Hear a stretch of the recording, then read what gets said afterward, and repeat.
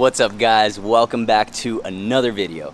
So if you guys did see the last video, I was working on the E36, just kind of addressing a couple issues with that car, but at the end of that I did talk about the CB7 Coupe and that I am gonna get started on the brake lines, pretty much like making the brake system, because I do have a brake booster delete and I am gonna be doing like a wire tuck, so it's gonna be the same thing as the CB7 Sedan. I might change a couple of things with how I route the lines, but overall it's gonna be the exact same system.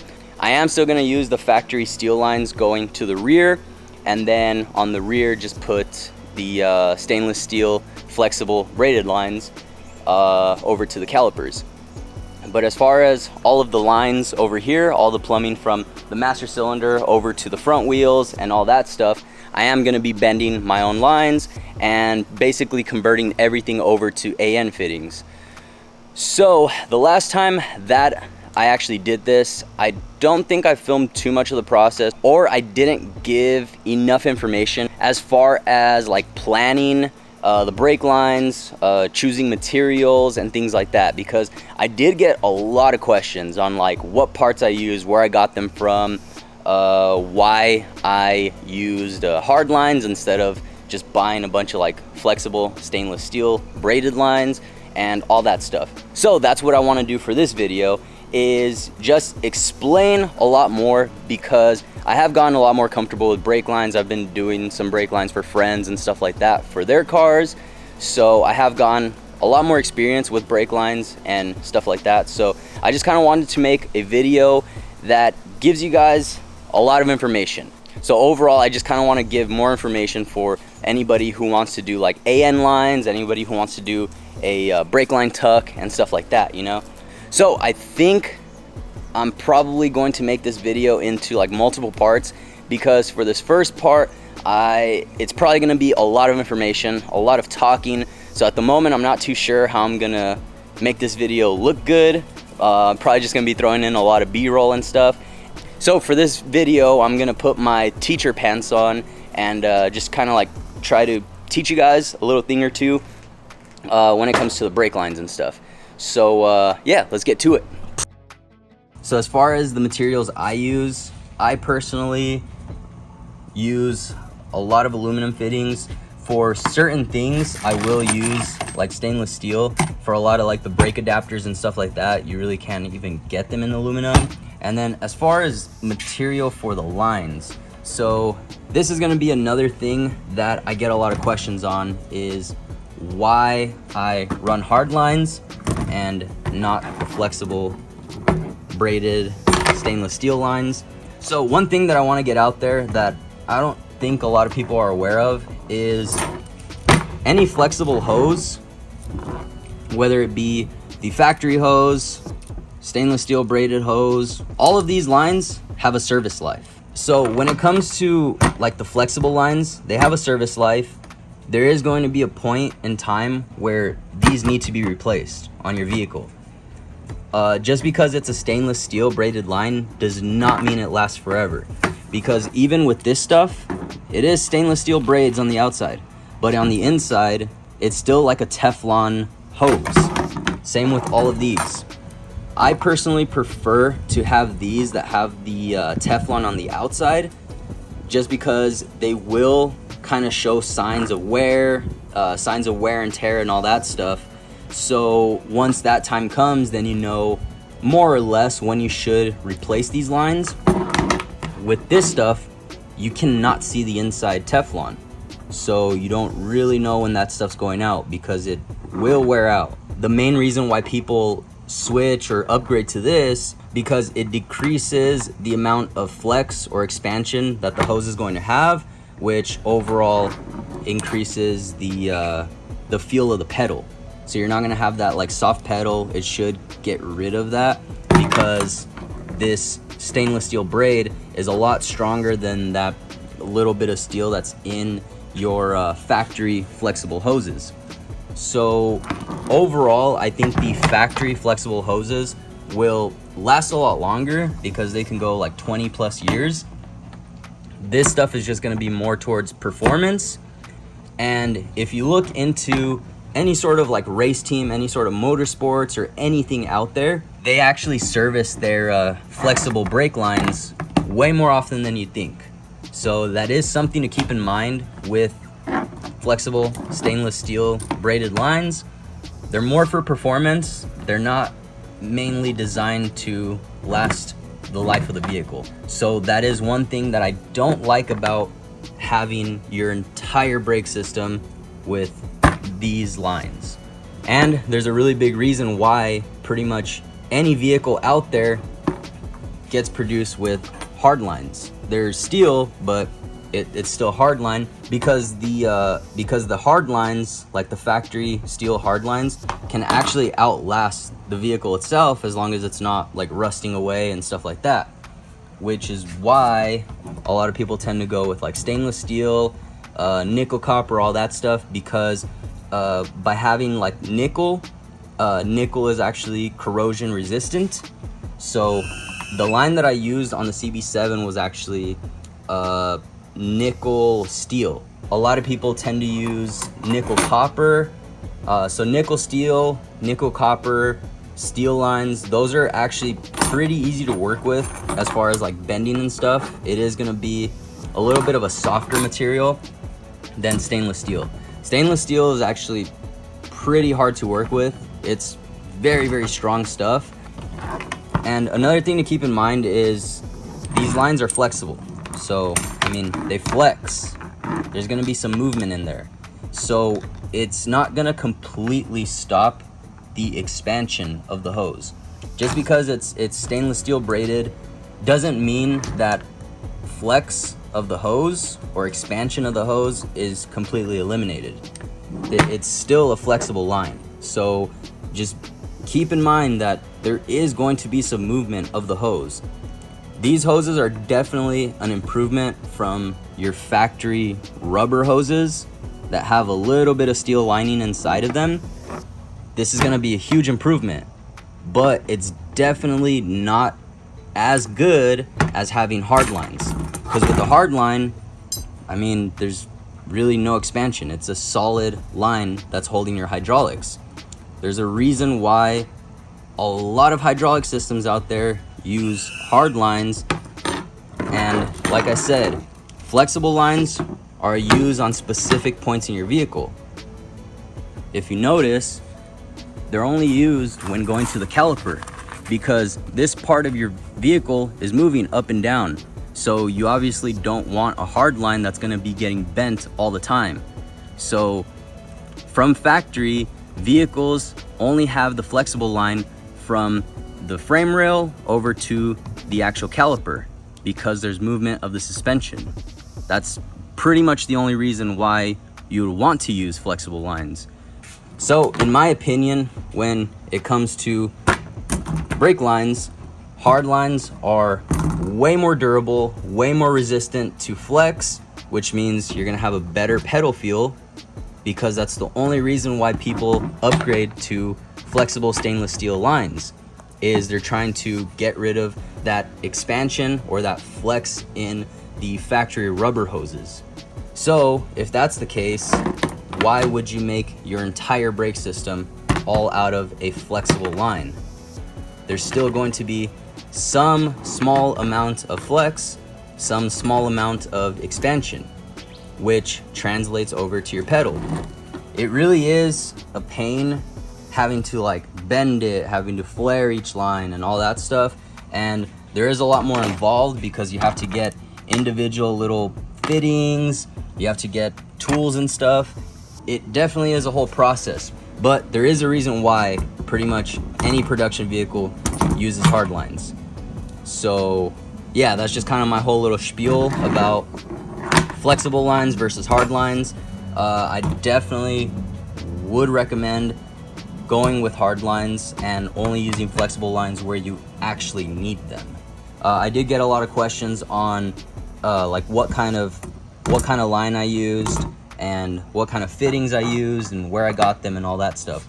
So I want to give you guys some general information about like the fittings and the materials and stuff like that, and that way you guys can make the best judgment on what is best for your vehicle and what you're using it for. So when it comes to like the hard lines, most factory vehicles just use steel, and they're usually just coated with a corrosion resistant like lining. So that's why most of the steel lines will have that like green color on the outside. That green color is basically just like a lining so the steel doesn't rust away and all that stuff, which I mean, in my opinion, isn't really the best, because that film can go away and it'll start rusting, you know? So when it comes to like building your own brake system, I would definitely recommend getting another material other than steel. So there are actually a lot of different materials you can use. Stainless steel is probably going to be like one of the most common materials that people use for AN fittings. What I actually used on the CB7 the last time is this, which is a nickel steel alloy. So it's steel, but it has a nickel in it to actually help out with corrosion. And then another one that people go with, I don't have it right here, but another alloy is nickel copper. So NiCop, you'll probably see it like NiCop lines or nickel copper. So that's actually another good one to go with, because so nickel steel, and nickel copper lines, they're very easy to work with. Like, you can bend them pretty easily, you can flare them pretty easily, and it's not a huge ordeal. When it comes to stainless steel, I'm gonna talk about that a little bit later because there's a lot more to cover with that. But when it comes to this, for the most part, nickel steel and nickel copper, you can use any material fitting and it'll be fine. You can use aluminum, you can use steel, stainless steel, all that stuff as far as the fittings paired with the line.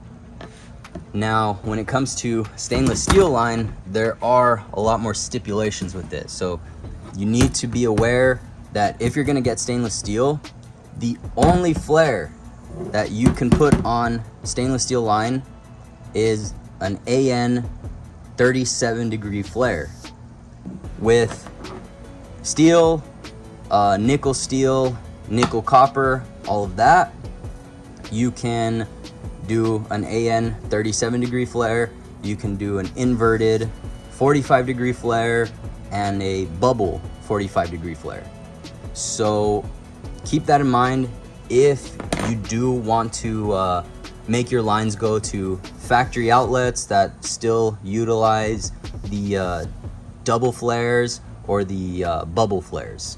And if you guys don't know the difference between like 37-degree flares or AN flares and the other ones I just mentioned, so if you guys look at this fitting right here, if you guys can see, this side right here is the AN 37-degree flare. This side is actually a I think a 10 inverted or bubble flare. So this fitting is actually pretty cool. It's from Earl's, and this allows you to pair it with either an inverted flare or a bubble flare. But you'll notice that there's a difference in the angle of the flare. So this is 45-degree and this is 37-degree. So keep that in mind, because pretty much any road going vehicle out there uses 45-degree flares, whether it be a bubble flare, which is this outside one, or the inverted flare, which is the inside. This is why this fitting is pretty cool, because it works with both. So you see it has the outside flare and it has the inside one. So no matter what you're gonna pair it with, it works. And then the other side's 37-degree. So you can kind of see the difference in the flares. So again, if you guys are going to do like AN fittings and all that stuff, you're probably gonna need to buy a couple of these to be able to adapt your factory ports, which are going to be 45-degree flares, over to AN fittings. So you could be able to run your AN tube nuts and all that stuff, you know? So make sure you guys are aware of that. make sure you guys are aware of the differences between flares. And another thing, so I mentioned inverted flares and then bubble flares. So the biggest difference with that is the inverted flare is going to be going in. You can see on the inside, that's an inverted flare, otherwise known as a double flare. And it's called a double flare because you actually have to take 2 steps to be able to flare it. And then the other flare, which is mainly used on European vehicles, is the bubble flare. And it's called a bubble flare because usually on the outside of it, it just looks like a bubble. So that's this one, this outside flare. And the bubble flare also has 2 steps. You have to do it in 2 different steps to flare it. So that kind of sucks, honestly. I don't like doing 45-degree flares because of that. And then you have this side, which is the AN. This is 37 degrees, and you only need to flare it 1 time. So when you're dealing with stainless steel line, stainless steel, since it is such a tough material, very strong, you can only do a single flare on it, which means it only accepts 37 degrees. So you'll see right there, 37 degrees, 45 will not work. You can kind of see that just doesn't fit right. 37, boom, smooth. So keep that in mind. And another thing with stainless steel, this is the reason why I don't use stainless steel lines, is in order to run stainless steel line, you want to use stainless steel fittings. So I would definitely not recommend using aluminum fittings with stainless steel line.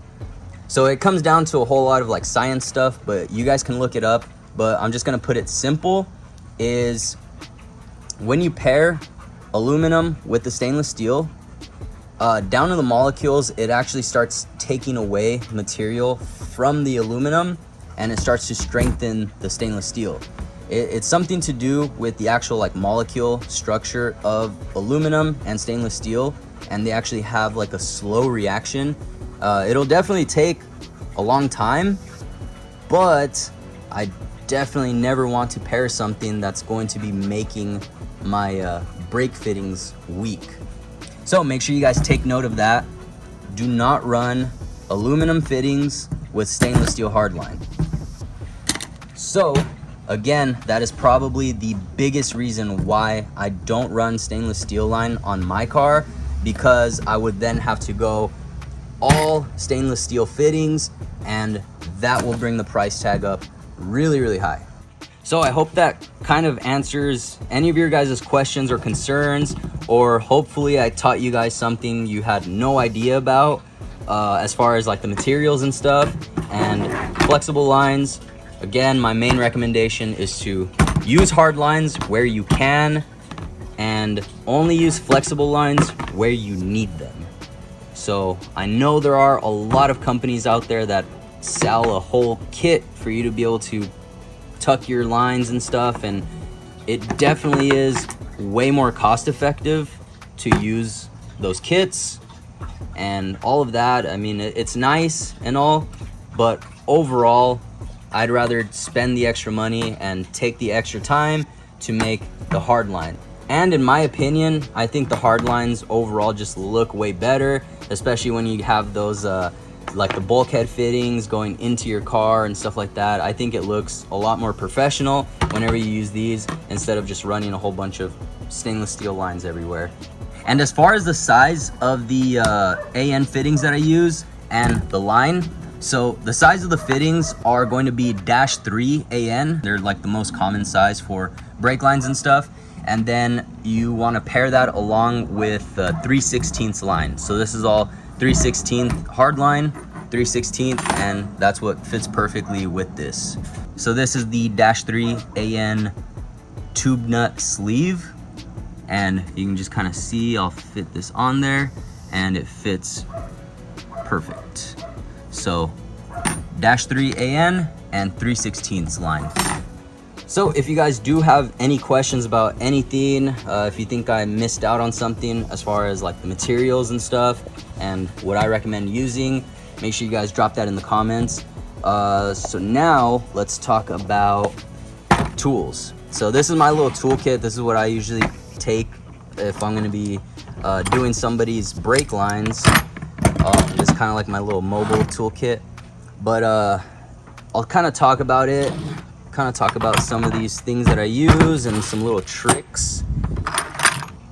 So if you are just getting started on buying tools for brake lines and stuff like that, for bending hard lines and flaring and all that, when it comes to the tools, the thing that I would recommend spending the extra money on is a flaring tool. A lot of the cheap flaring tools really suck. And when it comes to the hard line, the flare is probably one of the most important things, because the flare itself is what's actually sealing on the fitting. So a good flaring tool is a must. Like, just spend that extra money, get yourself a good flaring tool. And again, if you're doing AN fittings, make sure it's a 37 degree. So I don't know if you guys can see that right there. 37 degrees. So make sure you guys spend the extra money on that. And then everything else, it definitely helps out to have like a nice bending tool, just because with a better bending tool, usually it'll give you a better radius, nice tight radius. It does allow you to kind of get away with a lot more and just make nicer bends. So kind of keep that in mind. You definitely don't need to spend the extra money on a good bending tool. You can definitely get nice bends with those little Harbor Freight benders and stuff like that. This is optional. This is it's just like a cheap tube straightener. So it just helps me because basically whenever you get hardline, they're gonna come in rolls like this. This is how it comes. So whenever you start unrolling it, you're gonna want to straighten it out. So this is what helps me out with straightening it. Especially with stainless steel. You want a tube straightener if you're gonna be working with stainless steel, but with anything else, steel, nickel copper, nickel steel, all that stuff, it's pretty easy to bend by hand, so you could kind of straighten it out. So it's not the biggest deal in the world. You definitely do not need this, but it helps. And then you're gonna need a tube cutter. Again, this isn't something that's important to have the best of. It'll help out again, but you can definitely get away with one of those small, cheap little tube cutters, and it's fine. But make sure it does have a deburring tool. So that's very important. Anytime you cut the line, make sure you deburr it, because if you do not deburr it, that's gonna make for a sloppy and ineffective flare. So yeah, make sure it has a deburring tool, or if not, get yourself a separate tool for deburring. And then from there, I keep these two bits in my tools. So these bits right here are for the bulkhead fittings. And if you guys don't know what a bulkhead fitting is, the bulkhead is just another word for the firewall. So just think of this as a firewall fitting. This is to be able to go through material, to go through sheet metal or whatever. You'll notice that it has two separate sets of thread. So basically, think of this line as the firewall. So you'll want to drill the hole on the firewall, stick this through the firewall, and then you'll have a bulkhead nut. So they sell these little nuts right here, and then you'll tighten that up against the firewall. So then this fitting is nice and secured, penetrating through the firewall or whatever you want to penetrate. And then from there, you have the second set of threads. That's for the actual tube nut. And you could tighten your line onto that. So these are really, really useful. And if you are doing some sort of brake tuck, if you're trying to tuck your lines to the interior, then you're gonna need a couple of these. And if you are going to be using these, then you're gonna need to drill some holes into your firewall. So this is what I use. I just use a 1/4 inch for the like a pilot hole, And then this one is the perfect size for me for the bulkhead fittings. And this is a, what is this one again? So this is a 25/64 bit. So 25/64, and that's the bit that I use to get the perfect size hole for the bulkhead fittings. So yeah, if you guys are going to be getting tools, 25/64 for the bit to drill through.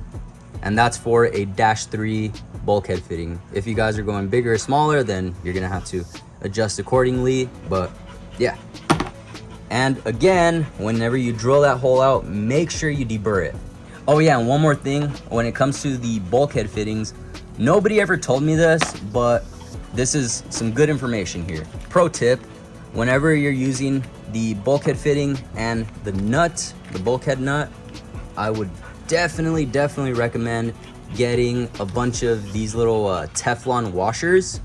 So I usually just put these Teflon washers on with the actual tube nut, and that actually allows me to kind of like tighten down the fitting a lot more onto the actual like bulkhead or the firewall. And if you don't, so when you don't run those little washers, usually you'll like tighten the fitting up, and I don't know why, but there's still a little bit of play. Like no matter how tight you tighten it onto the firewall, there's still some free play on the fitting itself. Again, I don't know why, but I've just always had that problem until I started using these.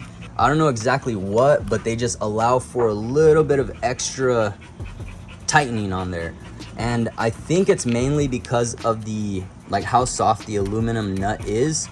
I think the aluminum nut kind of scrapes against the metal itself, like the metal of the firewall, and it just kind of binds up, so it doesn't allow you to like really tighten it down. So with this, it just gives it a nice little I guess like a little seat on the firewall to be able to like really crank it down, and you can really tighten that fitting on there so it's nice and secure. Because when you're dealing with brake lines, you really want to tighten those fittings on really well to make sure that the flare actually seats properly on the fitting. So since you're going to be tightening it, you want to make sure that your bulkhead or your firewall fitting is nice and tight on that sheet metal. So keep that in mind. And then the last thing to my tool set is going to be these little mock-ups. So these little samples, these little bend samples are specific for this tube bender. I do have another tube bender that actually has a bigger radius, and then I have another set of these little mock-ups for that tube bender. But this is my main tube bender. I like the nice tight radius of these, but this makes my life way easier.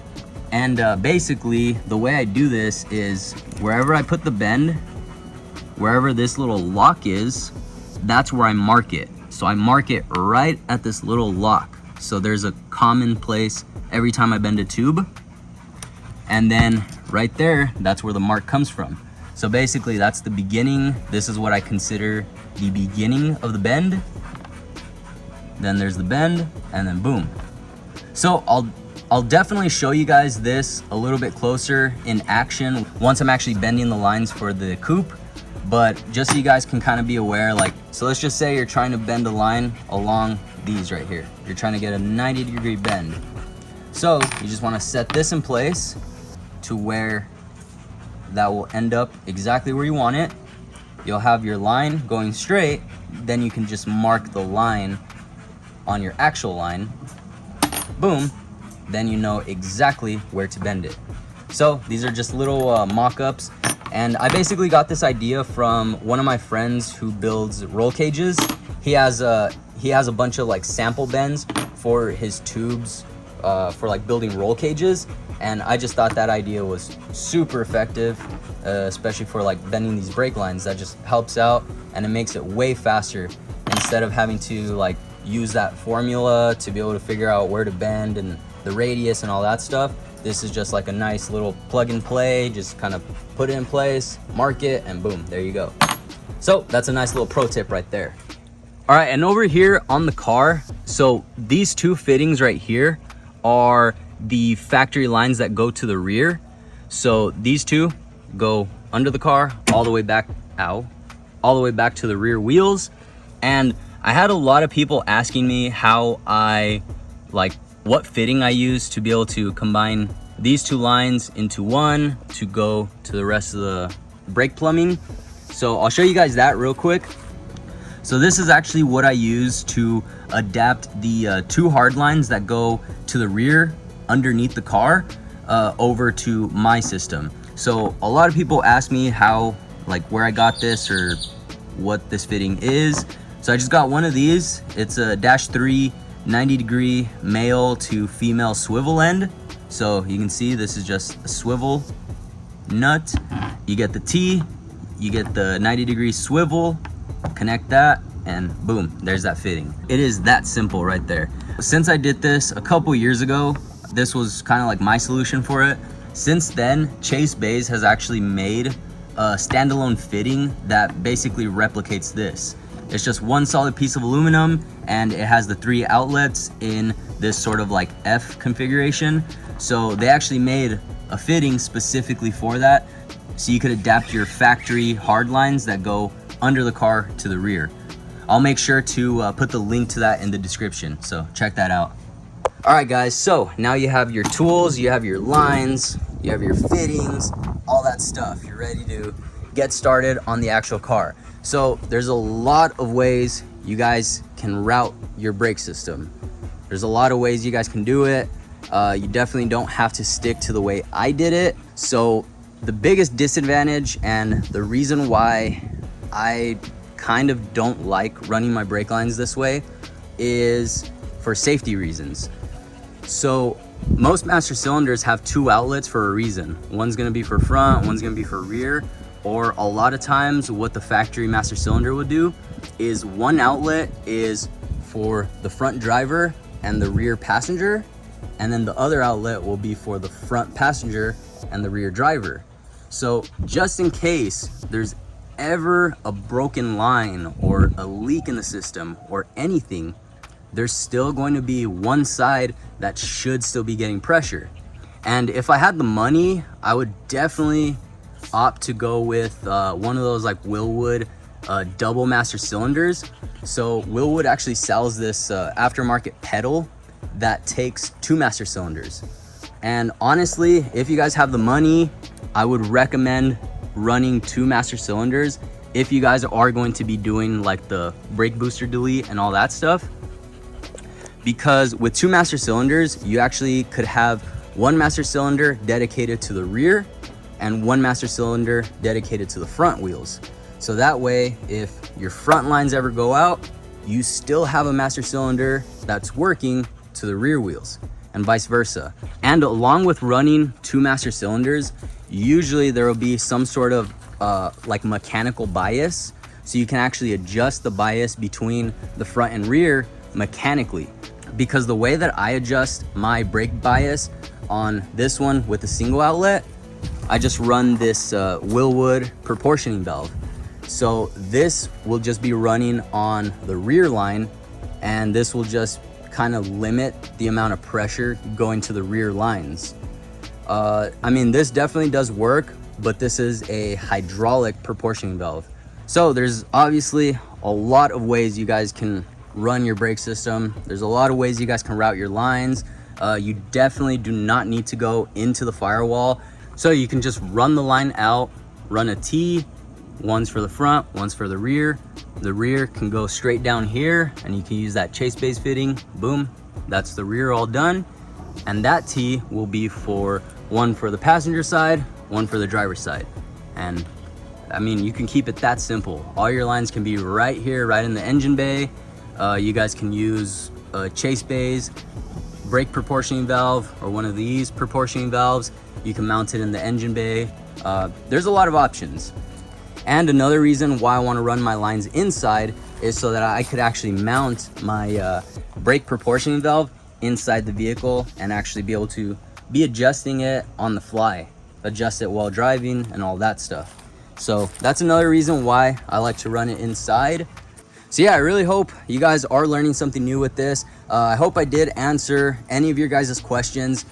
If I am forgetting anything, if I'm missing out on anything, make sure you guys drop your questions in the comments. I'm gonna do my best to answer everything.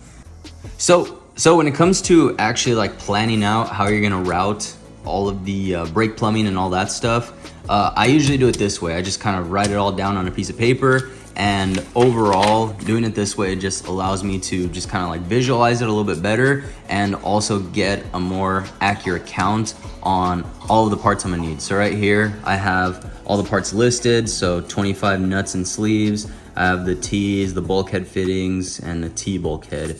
So that's just kind of more or less. And this is for the E36. So this is for the E36 brake lines. So this is basically how I do it. In my opinion, this is just like a really easy way to just kind of like map out, or just kind of like give yourself like a rough idea on how it's going to route. Yeah, this is basically how I do it. Really, really simple stuff. Gives me a count for all the parts I need. And yeah, I honestly recommend just drawing it out on a piece of paper. That way you can just kind of have it. You can always reference it. And once you actually go to order your parts, you can just kind of confirm that you're getting all the right parts. But pretty much that's how I've done all of my brake plumbing. And that's the way I give people like a list of parts to buy, or like what they're gonna need to be able to finish their whole brake system, you know? All right, and there we go, guys. So I'm gonna wrap the video up here. It is a whole lot of talking, a whole lot of information being thrown at you guys. So since I have pretty much most of the parts to actually be able to do all of the brake plumbing on the Coupe, I'm about to start drilling some holes and get started on this. So make sure you guys check out the next video. I'm gonna go through and try to film in depth a lot of the process of actually doing the plumbing on the CB7 Coupe, and just kind of show you guys my way of doing it. And hopefully there will be a couple more little tricks that I can show you guys and all that stuff.